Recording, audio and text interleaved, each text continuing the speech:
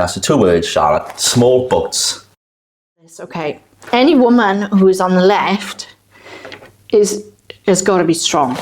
You've got to be a powerhouse, because what you take online and in the street sometimes is brutal. The stereotype of a left, or they call them lefty. A lefty snowflake they're seen as weak. The right wing of people are, these strong, take the country back. And it does sway a lot of men. You were not trying to take back the country. You were trying to instill hate and bullying and abuse to hide your own insecurities and fears. And that is not acceptable, because people matter.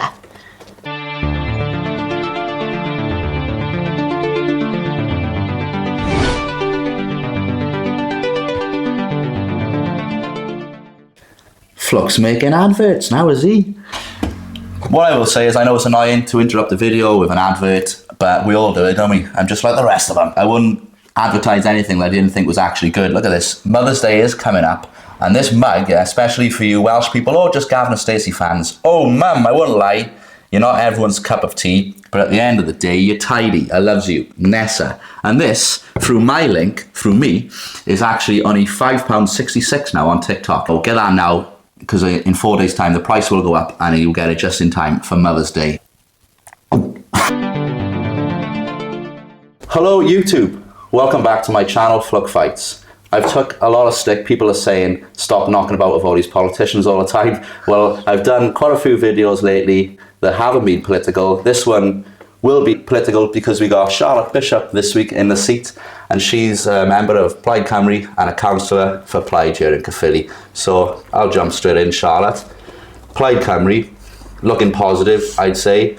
Obviously the big win with Lindsay. If you're watching, Lindsay, yeah, great interview I did with him. So you had him winning big time in Caerphilly. That was what, October? Yeah. And then you've had Aneurin Minton, was it? Aneurin Minton in Penmal. Jeff Grenfell, Alison Vyaz lately. Yeah, absolutely amazing wins. Yeah. So proud of all of them. But they really stepped up. Would you say that it's looking more positive than you've ever known it? And what do you think of Plaid Cymru's chances of actually winning the election coming up? I don't want to jinx it, if I'm honest. Okay. But we're the only ones that can beat reform. That's our message. There is no one else out there that can beat reform. So we can't be complacent because they don't pull their punches. Right. So we can't either. So every foot on the ground, every boot, all our boots are on the ground. We're on Facebook. We care about communities. That's what we do. That's what we've always done. But now it's more important than ever that we don't remain complacent. Yeah, because like Reform are, like you said, they're aggressive. They got the funding as well. Yeah. Big funding, to be fair. Massive funding. We don't get the millionaires. Yeah. Yeah, we got to have printers at home, or, local companies, because again, we try and use local. Everything we do, we try and use our local printers. Yeah. So, council tax increase. I'm just going to jump straight into this one as well. So obviously Jamie Pritchard was sat where you are now, and he said that basically that it's not popular, but he said he has to put it up 6.25%. He said otherwise there'll be cuts to services, and I'm paraphrasing, but he basically said that we were the ones who had to make that decision, and he's not going to be popular, but what else was I supposed to do? But for you, what would you propose then? We offered that they take £2 million out of the reserves or out of the general fund, and they drop it to 4.25%. Yeah, an increase is bad. We all know that. And service cuts are not just service cuts, they just shift the cost elsewhere. Okay. A lot of the time, that's to something that costs more. So I get that. But you also got to look at, when you look at a balance sheet, you're looking at numbers. What we forget in the chamber sometimes, and what our accountants forget, is they're not just numbers, they're people's lives we're playing with, and people can't afford any more.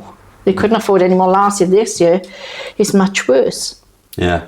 So you proposed that it went down to 4.25%. So that was blocked, it was voted against. Voted against.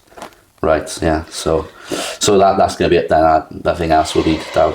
It'll set in stone basically. It will be 6.25%. The council meeting was Tuesday, so it went ahead. It was approved. We tried our best to cut it. We pleaded with them that people can't afford any more. You know, austerity is a real thing. Our food banks are overflowing with people who are working now as well, which is ridiculous. Even council workers are going to food banks. That isn't fair. And I will say, in Jamie Pritchard's defence, he did say that we have a living wage in the council. Yeah, that's all well and good. However, inflation and austerity take over our living wage. A living wage is not a living wage anymore. Do you councillors get on with each other? And obviously, you're going to disagree over things. Oh, we disagree on quite a bit. Yeah, but no, you know, at the end of the day, we work together. We're all there for the same thing. We're there for the people. So yeah. So next thing I want to talk about, I was reading through some of your page, and there was an article from you saying about the bullying and the abuse that you were getting. Well, not you, but women especially. How bad has it gone then? The bullying, the abuse. 4 years ago. It was rare. After COVID, nothing really. The last year and a half, 2 years, it is insane. Yeah, just that. It's got to the point where the police, you know, we were talking in the CEO's office about the police being involved to give me a panic alarm. Jesus. The comments that, you know, I can give you two straight away now. Number one, I was told to drown in a pothole. Drown in a pothole? In a pothole, yeah. My answer was yes, probably deeper than the new swimming pool. That's the start of the video there. That's the soundbite. The other one was, you and your mother should get raped so you know what it feels like when all the Muslims come in. But you definitely think it's more women again? More absolutely. Yeah. It's something you're passionate about, isn't it? Oh, rights. Completely. Yeah. But I put two videos up on the day of the van by-election. And it was quite a comparison, really. One was for Jeff, who was our county councillor, and one was for Alison, who was standing as a community councillor. Jeff got 3 comments of best wishes. Yeah. Alison got hundreds of comments of abuse. I've seen it was 300 odd, 300 comments. Yeah. Some of them was from the Reform candidate who wasn't running against Alison, he was running against Jeff. You can feel it in the air. Yeah. You know, in the streets when you're walking around, there's a lot more hatred, a lot more fear. You know, people are not inherently born to hate. It comes from fear. Yeah. So there is fear-mongering specifically there to make rich people richer and poor people poorer. Unfortunately, those rich people have no morals in some cases, I suppose. So what they're doing is they are quite happy to stand there and blatantly lie to your face to make you so scared that they can take your money away from you. Yeah. I think, like you said, left versus right now, I've got a list absolutely, yeah, is massive. Like for me, and I'm worried as well about the stereotype of a left, or they call them lefty, a lefty snowflake. And I do worry that future voters will be sort of swayed by this stereotype, because for me, like, I don't do loads of politics, but obviously I do a lot of social media now, so I'm always looking at trends and things. And like the left, especially for men as well, they're seen as weak, not masculine, and it's almost like the right wing of people, you know, these strong, take the country back. And it does sway a lot of men, young men. Of course. So I do worry as well about, like Plaid, yourself, for future, because if that's going to be seen as the weak, you know, or the women are seen as the Karens, you know, and then the women on the right are seen as these go-getters. But yet left-wing, you know, views, or traditionally for me, strong characteristics, you know, is standing up for equality, fighting injustice. Absolutely. You know, sticking it to the man kind of thing. But, yeah. How can I put this? Okay. Any woman who is on the left has got to be strong. You've got to be a powerhouse, because what you take online and in the street sometimes is brutal. Yeah. Absolutely brutal. And yeah, it's all well and good to stand there and say, I can take back my country and I can be strong and I can be powerful. But what we are finding is it's stronger to stand on the left and say, actually, no. We all know sometimes it's harder to say no than yes. And we're then going, no, actually, no, you're not. You were not trying to take back the country. You were trying to instill hate and bullying and abuse to hide your own insecurities and fears. And that is not acceptable, because people matter. And that's why I believe people on the left are a lot stronger. I've got 2 words now I wrote on here that in politics or just in general, like I said, online, people have made personalities out of these 2 words, right, that I'm going to ask you about. There's podcast after podcast. The 2 words, Charlotte. Small boats is something I see constantly. Yeah. What's your take on Oh, this? absolutely. My favourite topic. Yeah. I try to educate when I can. I am inherently a teacher.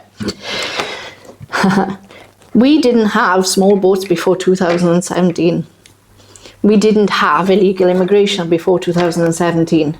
The reason we have illegal immigration now is because of Brexit. Because someone went to a meeting after we voted for Brexit, which for the Dublin Accords, and they forgot to mention we needed to keep the Dublin Accord active. Right. So the Dublin Accord was quite simply any boat that landed on British soil could be sent back to the country it came from. Right. So if they came from Spain, we send it back to Spain. If they came from France, we send it back to France. We can't do that anymore because of Brexit. Now, an instigator of Brexit, was a Conservative policy, was Nigel Farage. Yeah. So how is he going to fix something that he inherently created? Yeah. So Brexit, obviously, a lot of people, not everyone to be fair, but a lot of people voted to, as they say, keep the foreigners out. But actually it's done. They let him in. It's done the, Yeah, it's done the exactly. opposite. And it's not, but I didn't know what you've just said there either, till what you've just said. Well, the Dublin Accord is quite well known. Yeah. I'm quite happy to share a link with you so you can put it on the Yeah, 100%, it will be, page. yeah. Well, sticking with that theme then, I'm going to read you something out now, which was, to be honest, I seen this last night, Charlotte, and it's absolutely shocking. And I won't mention this.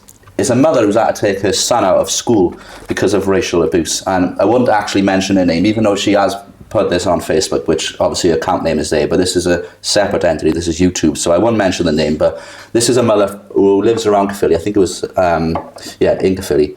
So she started by saying, people who think racism isn't a problem in Caerphilly or that reform aren't succeeding in making a smear campaign for anyone who isn't white are delusional. So I just wanted to make the local community of parents aware of my current situation. I'm completely aware I will unfortunately receive hate for stating this ongoing issue I'm facing, but I'm at my wits' ends and I don't know how to move forward. So this is my desperate plea to educate and talk to your children. Also, if anyone can offer advice on how to take this further that I'm not already doing, that would be so appreciated. So she says, I'm having to pull my mixed race 12-year-old son out of school due to multiple different children racially abusing and bullying him, verbally and physically. He has unfortunately been the target of racism since the age of 5. However, the last few months, starting year 7, has been the worst it ever has. I actually fear for his safety in this town. Over the last 2 months, he's had to listen to people call him an immigrant, say they deserve to die, they are dirty, etc. He's not even an immigrant, not that it matters. He's been hit and restrained and pushed up against a wall by another kid. When my son fought back and beat him up, he got detention.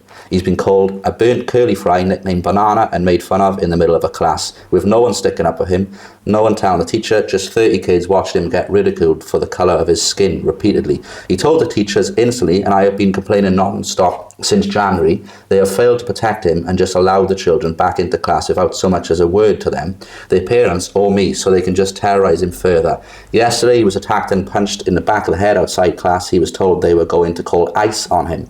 He reported this to a teacher and was sent back to class with the same pupil with no repercussions. A few weeks ago, he went to reception and asked to report a racist remark made to him and was told, we are too busy today, come back later. It is completely and totally unacceptable. The school have been completely useless. I can't even begin to express how let down I have felt by them. I am so angry for my son, so until my formal complaint reaches the right channels, I have no other choice than to pull him out of school and safeguard him myself. To the parents of Caerphilly, do better. That's horrific. Yeah. Absolutely Shocking. horrific.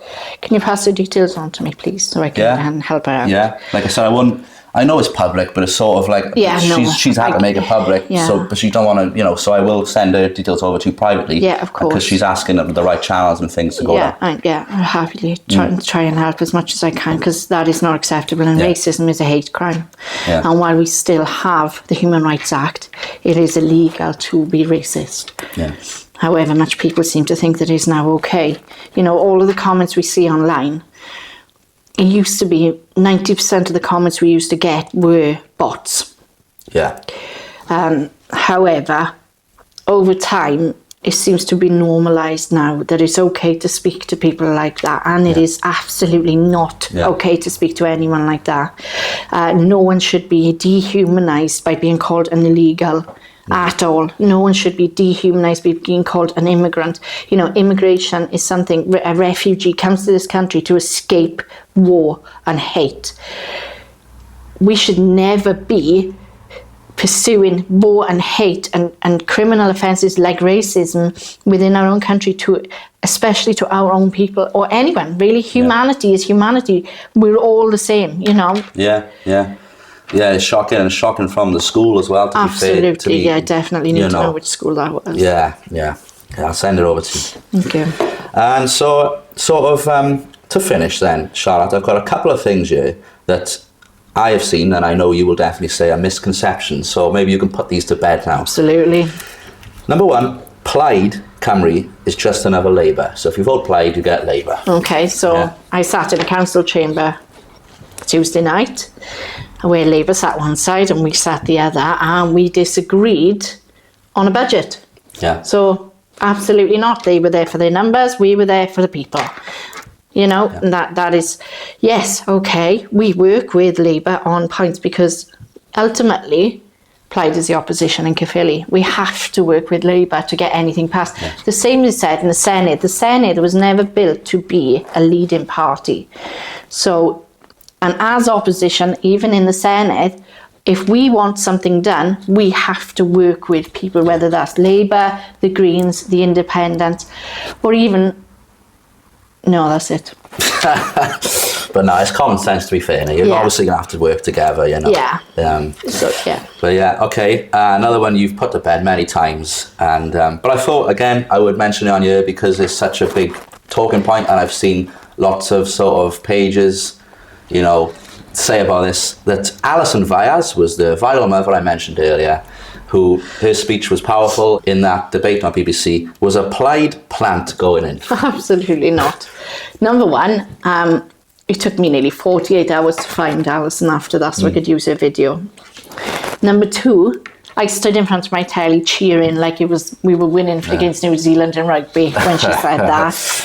No, since then, we supported Alison with her abuse because Plaid Cymru reached out and they said, right, we'll help. Yeah. But it was because of the abuse she received after was why she joined Plaid Cymru. Yeah. And her son Cole, after the recent abuse where she was becoming a community councillor, joined Plaid Cymru because of the abuse they were getting this time round. Right. So I think it's going the opposite way to how they expect it. Yeah. I will say as well that a lot of these sort of pages and people are saying about, she was a plant and this and that, but they're not actually talking about her speech. They're not actually disagreeing with anything. No, because it's true. Their candidate didn't actually have anything to say back. And he rolled his eyes. In fact, he completely dismissed it by rolling his eyes. Yeah, exactly. So, maybe look at that. You know, the fact that he didn't have any words to say back So last one. This is another one I see. They say that Plaid are fake nationalists because of schemes like the Nation of Sanctuary and things like that. They say that actually Plaid promote multiculturalism that would then take away the Welsh culture. Right, okay. Now, we're not a nationalist party. Yeah. It's a common misconception. We are a national party, which is very different to nationalists.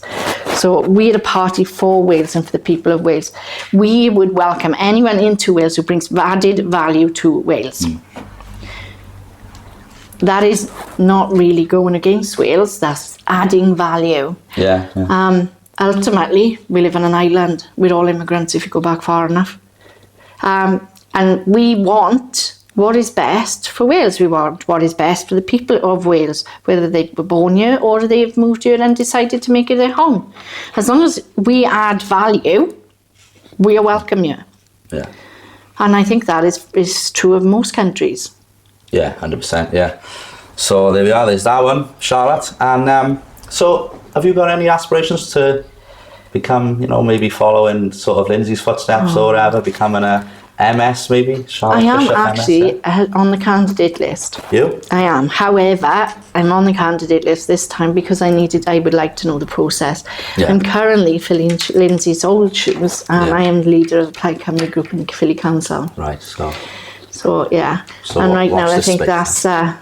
that's keeping my hands quite full. Yeah. Yeah. Brilliant, yeah. Okay, so I think that's pretty much everything, Fabulous, Charlotte. thank you. Yeah, I would ask you to say why vote Plaid Cymru then. You know, I think I've seen 70 days. It was 70 days yesterday to there we the are. election. So, But 2 reasons to vote Plaid Cymru. Number one, we don't work from the top down, we work from the bottom up. We listen to the people on the ground first and work our ideas up. Number two, we're the only party that's there to stop reform. okay, Charlotte, thank you very much for Thank coming you. on. Thank you for coming on, and thank you for everything that you do as well around the Philly with Brilliant. your work, yeah? Yeah, thank you. And from me, don't forget to subscribe. I'll ask you again. I'm getting closer and closer now to 1,000, which would then mean monetization, and then more and more guests. I got plenty more guests lined up, some really interesting ones, so stay tuned for that. From me and Charlotte, thank you very much for watching.